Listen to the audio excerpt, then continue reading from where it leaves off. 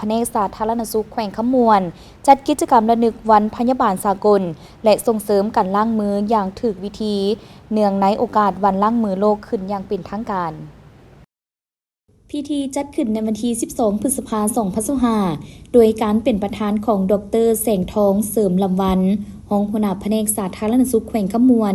ดร.คำไต่พรหมจันทร์ผู้อำนวยการห้องหมอแขวงขมวนมีห้องอำนวยการที่ปรึกษาทางการพยาบาลจากโครงการลาวทับ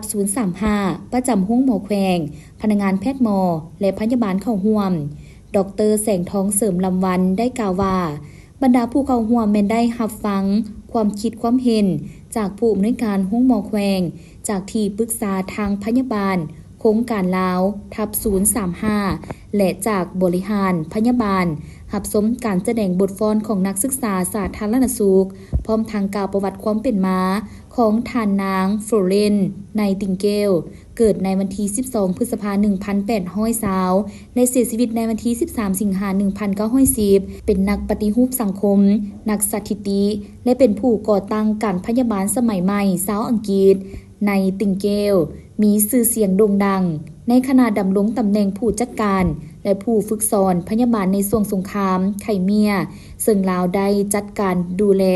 ทหารที่ได้รับบาดเจ็บที่นครหลวงคอนสแตนติโนเปิลลาวได้ลดอัตราการเสียชีวิตได้อย่างหลงหลายโดยการปรับปรุงสุขอนามัยและมาตรฐานการครองชีพในติงเกลเฮ็ดให้การพยาบาลมีชื่อเสียงในทางที่ดีและกลายเป็นสัญลักษณ์ของวัฒนธรรมวิกตอเรียนโดยเฉพาะในบทบาทของหญิงสาวผู้ถือตะเกียงที่กวดกาทหารที่ได้รับบาดเจ็บในยามกลางคืนฉะนั้นในวันที่ 12 พฤษภาคมของทุกๆปี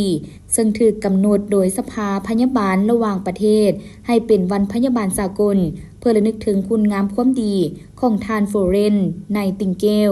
ซึ่งเป็นผู้ก่อตั้งวิชาชีพพยาบาลนอกจากนี้วันที่ 5 พฤษภาคมยังเป็นวันล้างมือโลกซึ่งองค์การสหประชาชาติได้กำหนดขึ้นเพื่อรณรงค์ให้เห็นถึงความสำคัญของการล้างมือ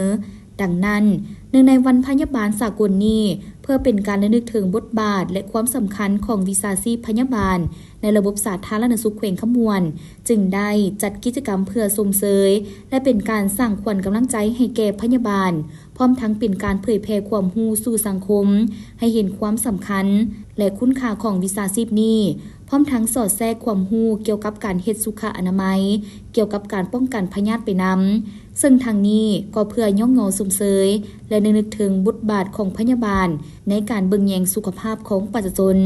เพื่อยกสูงวิชาชีพพยาบาลและเผยแพร่วิชาชีพพยาบาลให้ประชาชนรับรู้เพื่อเสริมสร้างสายสัมพันธ์และความสามัคคีในกลุ่มพยาบาลด้วยกันภายในห้องหมอเพื่อรณรงค์ให้เห็นถึงความสำคัญของการล้างมือในการป้องกันการแพร่ระบาดของพยาธิให้ความรู้และฝึกปฏิบัติการล้างมืออย่างถูกวิธีแก่บุคลากรทางการแพทย์และประชาชนทั่วไปเพื่อเสริมสร้างความร่วมมือความสามัคคีระหว่างบุคลากรทางการแพทย์และคนเจ็บ